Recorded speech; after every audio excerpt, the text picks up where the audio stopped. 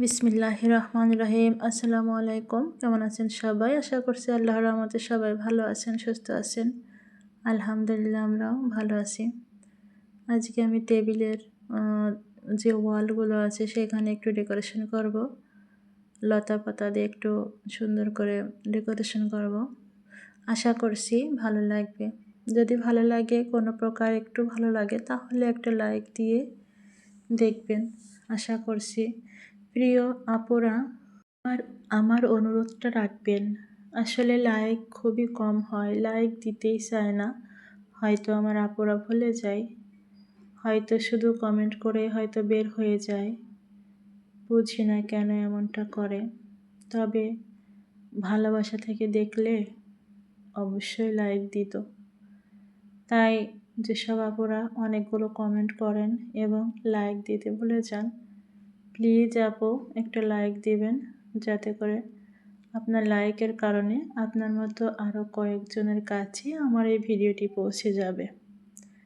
এই যে আমি টেবিলের পাশে যে ওয়ালটা, সেখানে লতা পাতাটা সেট করে দেখতেছিলাম। আসলে ওর থেকে এই ওয়ালমেটটাই দেখতে ভালো লাগতেছিল। আর এটা হচ্ছে আমার ছেলে নিয়ে আসছিল পিকনিক থেকে। এই কয়দিনে এমনিই ছিল, দেখলাম 2টা ক্লিপ আছে, তাই এভাবে মেরে দিলাম। আর এই যে এই ওয়ালমেটের নিচেই ইফতারে যে সময়সূচি সেটাই। আর এই যে তারগুলো দেখতে খুব একটা খারাপ লাগতেছিল। আর এই লতাটা কিন্তু আমার কাছেই ছিল। এই লতাটা দিয়ে সুন্দর করে পেঁচিয়ে দিছি, যাতে দেখতে ভালো লাগে। আর এই বোর্ডের উপরে বেশ ময়লা পড়েছিল, একটু মুছে নিচ্ছি। আসলে ডিপ ক্লিন তো করা হয়নি, এমনি সাপ্তাহিক যে পরিষ্কারটা সেটাই করছি। যখন ডিপ ক্লিন করব তখন হয়তো পুরোটাই পরিষ্কার হয়ে যাবে। লতা পাতাটা দেওয়ার পরে যতটুকু সম্ভব ভালো লাগতেছিল আর কি, আমার কাছে এমনই। আমাদের ঘরটা অনেক সাদামাটা। আর এই যে আমার ডাইনিং টেবিল, ওই যে একবার দেখিয়েছিলাম খুবই কম দামের একটা ডাইনিং টেবিল। মধ্যবিত্ত সংসারে যেভাবে চলা হয়। তবে আমার গ্লাসের ডাইনিং টেবিল আছে, সেটা হচ্ছে বাসাতে, শহরের বাসায়। ওখানে অনেক দিন পর পর যাওয়া হয়, তো এই জন্য ওখানে লাগে। আর গ্রামেই আছি আপাতত। আমাদের জীবন কাহিনী হয়তো কিছুদিন আস্তে আস্তে জানতে পারবেন।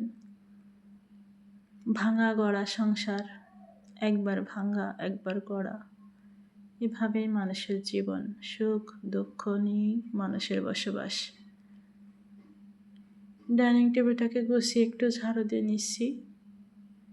ঝাড়ু দিয়ে আমার ঘরে চলে আসলাম। ওয়ার্ডরোবের উপরে একটু এলোমেলো হয়ে আছে, তাই একটু কোনো রকম পরিষ্কার করব আর কি। একদম পুরোটা নিচে রেখে পরিষ্কার করব না, এদিক ওদিক সরিয়ে ঝেড়ে মুছে নেব, এই আর কি। এদিক ওদিক সরিয়েও অল্প সময়ের মধ্যেও কষ্ট কম করেও কিন্তু এভাবে পরিষ্কার করা যায়। এই যে আমি বক্সগুলো একটু সরিয়ে বক্সের নিচে পরিষ্কার করে নিয়েছি, তারপরে আবার কিন্তু জায়গায় রেখে দিয়েছি। পরবর্তীতে আশেপাশে যেগুলো আছে সেগুলো কিন্তু এভাবে সরিয়ে পরিষ্কার করে নেব, যাতে করে আমার কষ্টটাও কম হবে, সময়ও বেঁচে যাবে। যেহেতু ছোটো বাচ্চা নিয়ে রমজান মাসে অনেকগুলো কাজ করা লাগে, তাই আজ আর ওয়ার্ডরোবের কাপড় সরিয়ে পরিষ্কার করিনি। ওয়ার্ডরোবের জিনিস থাকা অবস্থায় পরিষ্কার করে নিচ্ছি। এটা সকালের দিকে।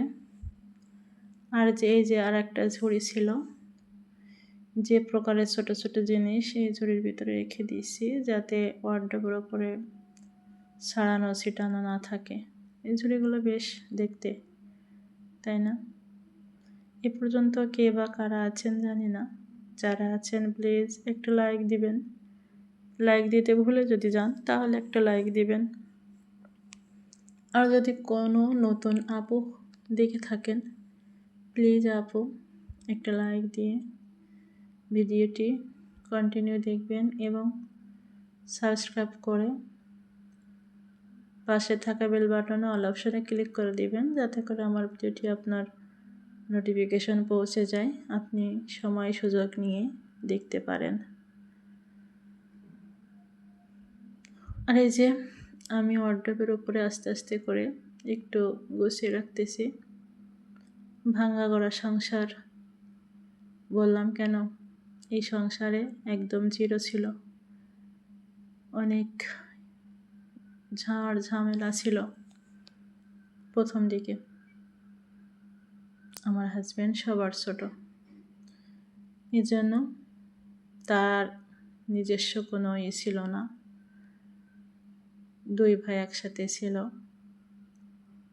এই আর কি। বাকিটা ইতিহাস পরে বলবো কোনো একদিন যদি সুযোগ পাই।